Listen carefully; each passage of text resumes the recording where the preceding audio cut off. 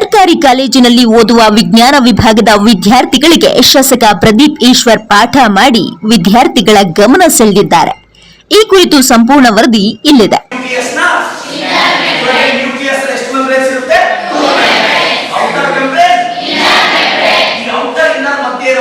ದಾರದ ತರ ಒಂದು ಸ್ಟ್ರಕ್ಚರ್ ಇರುತ್ತೆ, ದಾರದ ತರ ಒಂದು ಸ್ಟ್ರಕ್ಚರ್ ಇರುತ್ತೆ.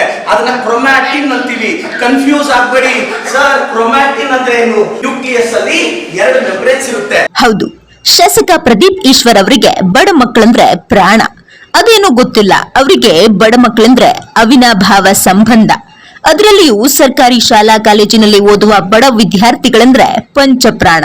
ಒಂದಲ್ಲ ಒಂದು ಬಡ ವಿದ್ಯಾರ್ಥಿಗಳ ಪರ ನಿಂತು ಕೆಲಸ ಮಾಡುವುದು ಇವರ ಅಭ್ಯಾಸ ಆಗಿದೆ.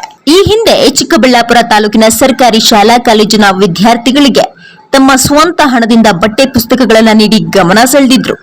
ತದನಂತರ ಸರ್ಕಾರಿ ಶಾಲೆಗಳಲ್ಲಿ ಓದುವ SSLC ವಿದ್ಯಾರ್ಥಿಗಳನ್ನ ಕರೆದುಕೊಂಡು ಹೋಗಿ ಹೈಟೆಕ್ ಕೋಚಿಂಗ್ ಕೊಟ್ಟು 100ಕ್ಕೆ 100 ಫಲಿತಾಂಶ ನೀಡಿ ರಾಜ್ಯದ ಗಮನ ಸೆಳೆದಿದ್ರು.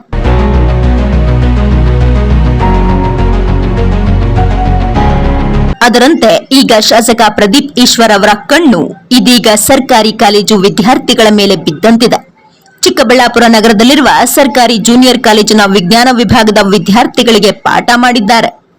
ಅವರಿಗೆ ಮುಂದಿನ ದಿನಗಳಲ್ಲಿ CET ನೀಟ್ ಪರೀಕ್ಷೆಗೆ ಅನುಕೂಲವಾಗಲೆಂದು ಆಗಾಗ ನಾನೇ ಬಂದು ಪಾಠ ಮಾಡ್ತೀನಿ ಅಂತ ಹೇಳಿದ್ದಾರೆ. ಸರ್, ಇವತ್ತು ಸರ್ಕಾರಿ ಜೂನಿಯರ್ ಕಾಲೇಜ್ ಮಕ್ಕಳಿಗೆ, ವಿಜ್ಞಾನ ವಿಭಾಗದ ಮಕ್ಕಳಿಗೆ CET ನೀಟ್ ಬಗ್ಗೆ ಗೈಡೆನ್ಸ್ ಕೊಟ್ಟು ಒಂದು ಲೆಸನ್ ಸ್ಟಾರ್ಟ್ ಮಾಡಿದ್ದೀನಿ.